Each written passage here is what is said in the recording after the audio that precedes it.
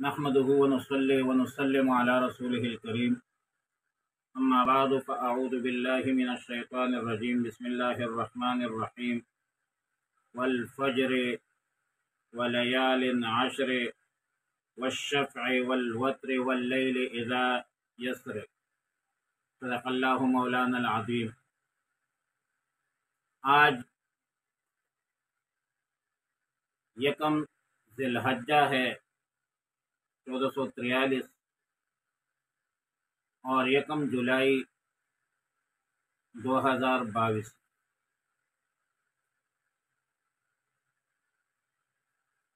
ذی الحجہ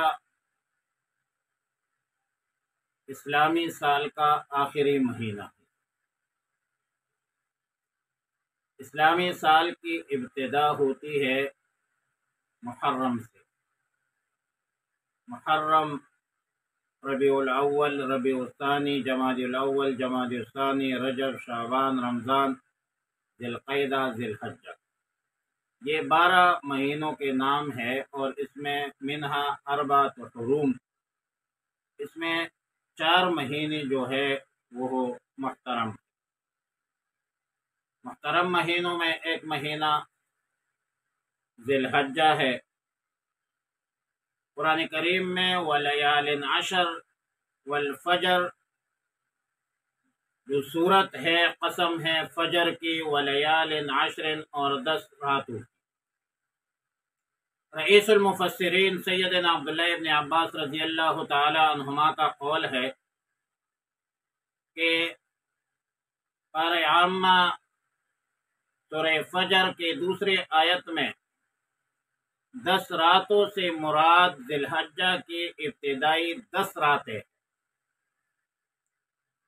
اور سورہ حج آیت نمبر 28 میں ہے اللہ تعالیٰ نے فرمایا وَيَذْكُرُ اسْمَ اللَّهِ فِي أَيَّامٍ مَّعْلُومَاتٍ، فرمایا کہ چند مقرر دنوں میں اللہ کا نام لے۔ تو مفسرین کی نزدیک ان مقرر دنوں سے مراد ذی الحجہ کا پہلا عشرہ ہے، جس میں جو عبادات کے حوالے سے اہمیت کے حامل ہے اور فضیلت کے حامل ہے۔ جس طرح رمضان المبارک کا آخری عشرہ محترم ہے، اس میں عبادت کے حوالے سے لائق ہے اور اہمیت ہے اس کی، تو اسی طرح ذی الحجہ کی ابتدائی 10 دن کی بھی اہمیت ہے اور فضیلت ہے۔ رسول اللہ صلی اللہ علیہ وسلم نے فرمایا کہ اللہ کی عبادت کے لیے عشرہ ذی الحجہ سے بہتر کوئی زمانہ نہیں۔ ان میں ایک دن کا روزہ 1 سال کے روزوں کے برابر ہے، اور ایک رات شب قدر کی عبادت کے برابر ہے۔ رواہ الترمذی وابن ماجہ عن ابی ہریرہ رضی اللہ تعالی عنہ۔ سیدنا عبداللہ ابن عباس رضی اللہ تعالی عنہما سے روایت ہے کہ رسول اللہ صلی اللہ علیہ وسلم نے فرمایا کہ اللہ کے نزدیک عشرہ ذی الحجہ سے زیادہ عظمت والا کوئی دن نہیں، اور نہ ان دنوں کے عمل سے اور کسی دن کا عمل زیادہ محبوب ہے۔ لہذا تم ان دنوں میں تسبیح، تحلیل، تکبیر، تحمید کثرت سے کرو۔ تسبیح کا معنی ہے سبحان اللہ، تحلیل کا معنی ہے لا الہ الا اللہ، تکبیر کا معنی ہے اللہ اکبر، تحمید کا معنی ہے الحمدللہ۔ یعنی آپ اس میں سبحان اللہ والحمدللہ ولا الہ الا اللہ واللہ اکبر جو ہے زیادہ کثرت سے پڑھا کریں۔ لہذا قرآن و سنت کے حوالے سے ذی الحجہ کے ابتدائی 10 دنوں میں عبادت کا اہتمام کرنا چاہیے، دن کو روزہ رکھنا چاہیے، رات کو نوافل کا اہتمام کرنا چاہیے۔ عشرہ ذی الحجہ کے اعمال میں سے پہلا عمل روزہ اور قیام ہوا، اور خاص کر 9 ذی الحجہ کو یوم عرفہ کو روزہ رکھنا 1 سال گزشتہ اور 1 سال آئندہ کے گناہوں کا کفارہ ہے۔ صیام یوم عرفہ احب علی اللہ ان یکفر سنۃ التی قبلہ وسنۃ بعدہ۔ 9 ذی الحجہ سے تیسرا عمل یہ ہے کہ 9 ذی الحجہ سے 18 ذی الحجہ تک، 9 ذی الحجہ سے 13 ذی الحجہ تک، یوم عرفہ یعنی عید سے 1 دن پہلے 9، 10، 11، 12، 13، 9 ذی الحجہ سے 13 ذی الحجہ کی عصر کی نماز تک، ہر نماز کے بعد درمیانی درجے کا بآواز بلند تکبیرات تشریق پڑھنا یہ واجب ہے۔ اور تکبیرات تشریق یہ ہے: اللہ اکبر لا الہ الا اللہ اللہ اکبر وللہ الحمد۔ یہ ہر فرض نماز کے بعد پڑھنا چاہیے، بے شک نماز باجماعت ہو، اکیلے ہو، عورت ہو، مرد ہو، لیکن عورت جو ہے وہ آہستہ آواز سے، کافی آہستہ آواز سے پڑھا کرے اور اس کا اہتمام کرے۔